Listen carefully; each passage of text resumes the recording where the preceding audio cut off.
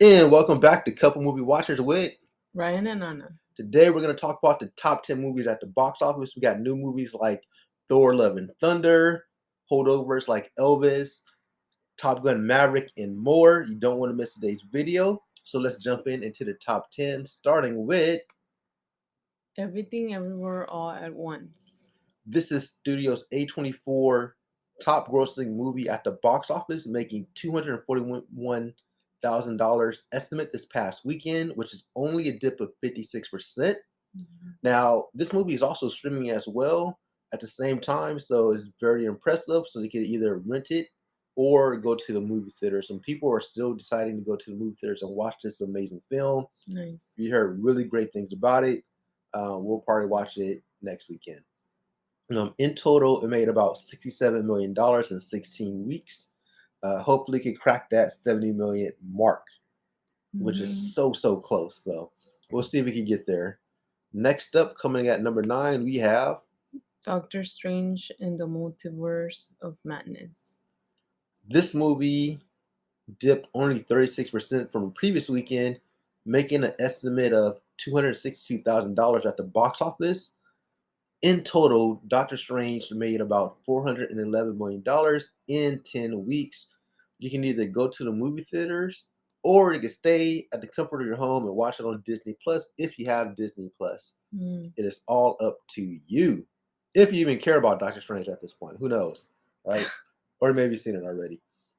Next up at number 8, we have Marcel The Show with the Shoes On. That's right. This is another A24 movie. This movie made a whopping $340,000 estimate this past weekend, which is a jump of 30% from previous weekend, making about $963,000 in 3 weeks. Keep in mind, it's not in that many theaters, so it's definitely going up. It's in about 40 theaters domestically. So this movie's doing really well based off the Rotten Tomato score. It has a 99% score from the critics and a 92% score from the fans. All right, next up is wait, what? That's right. Subscribe, like, and comment. You're watching this far, might as well subscribe, like, comment, and share. Yeah. As we jump into number 7, we got what? Lightyear. Lightyear coming in at number 7, making $2.9 million at the box office, which is a drop of 55%. This movie made about $112 in 4 weeks. Not as great as people was hoping, but not as bad. At least it made $100 million, right? Some movies don't even do that. So it's in that floppy area, but kind of like, but yeah, It's that's still all. making money. It's still making some money. So at least it crossed over $100 million, which is, the bare minimum. If it didn't make $100 million, that would have really sucked for this film. Next up, we have The Black Phone. The Black Phone coming in at number 6, making a whopping $7.6 million estimate this weekend, which is only a dip of 37%. In 3 weeks, it made about $62 million. So this is a movie we definitely want to see. It looks really good. On the list. It's on the list. So Ethan Hawke, he's back at it. All right, next up, coming at number 5, we have a movie you've seen, and that is Jurassic World Dominion. Did you like it, love it, hate it? It's okay. It's okay? Yeah. Should people wait and see it at the house? Probably. There you go. Well, this movie made $8.4 million this weekend, which is a drop of 49%. People love their dinosaurs. In total, it made $350 million estimate in 5 weeks. So it's still holding somewhat strong at the box office. People still love their dinosaurs. So here we go to number 4. We have Elvis. Elvis, baby. Elvis. Elvis made $11 million this weekend, which is a drop of only 40%. This movie is heading towards $100 million, which will be tremendous considering that this is not a Marvel or franchise film. So that's really well. You want to see some of these movies that's not like, super heavy effects. Lean movies do really well.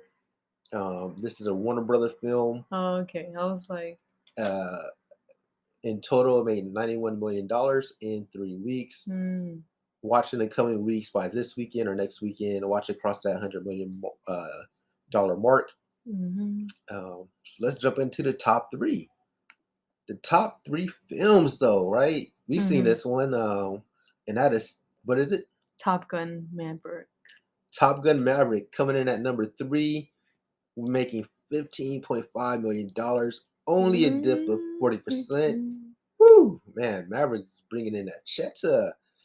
In 7 weeks, it made $597 million estimate, which is really amazing. Word on the street is when this is all said and done, Tom Cruise may walk away with about $100 million paycheck.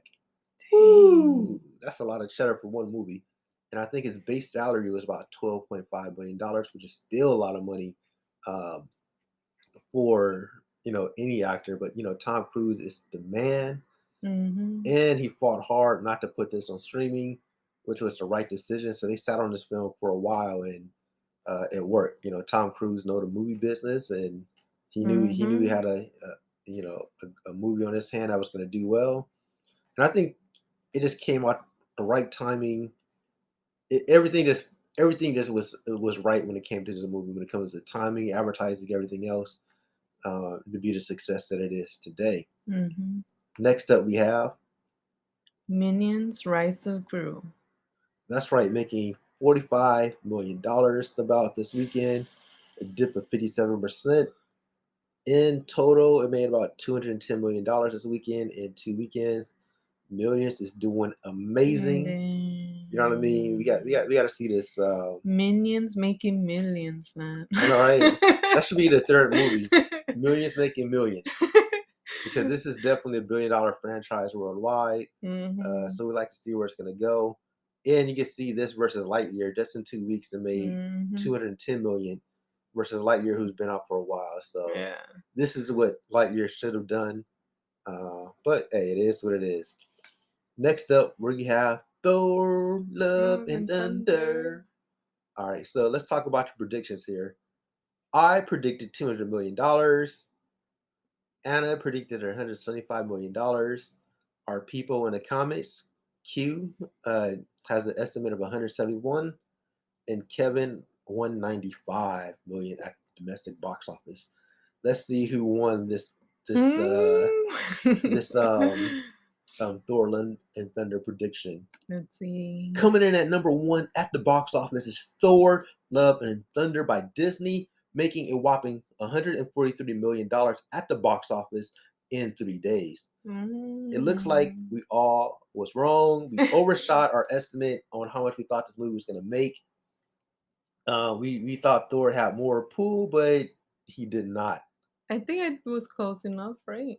I guess he did a little bit better than me, but he was still off. Yeah, everybody was off.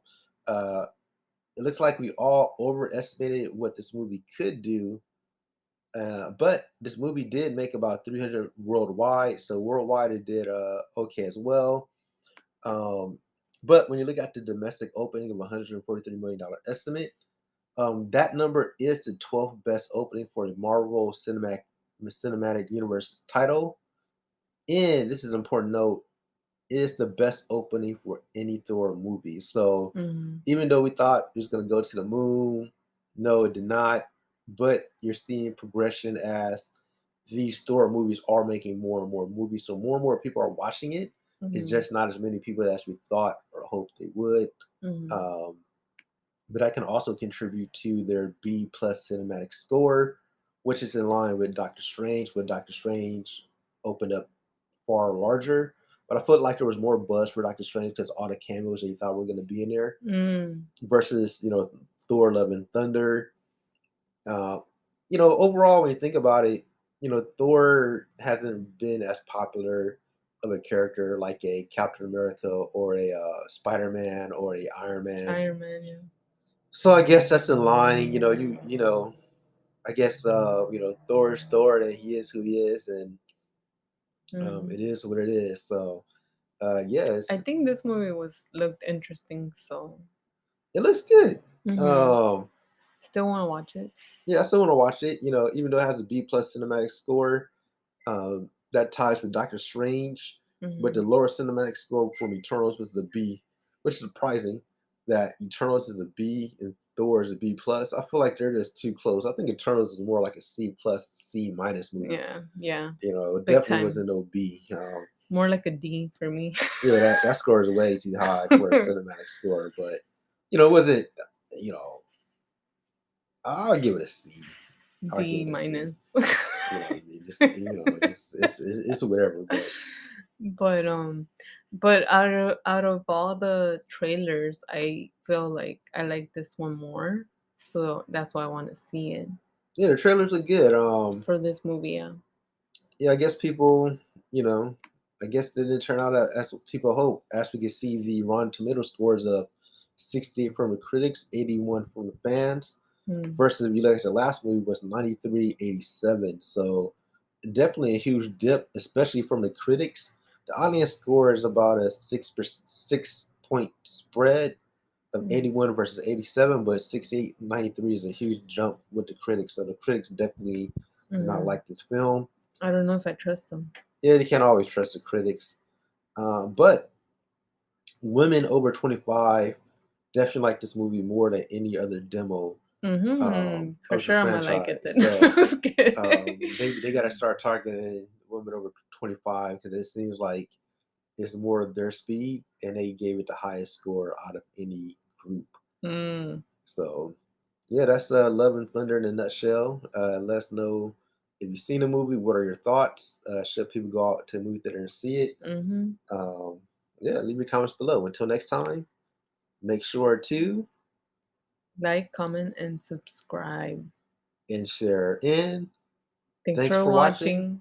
Peace. Peace.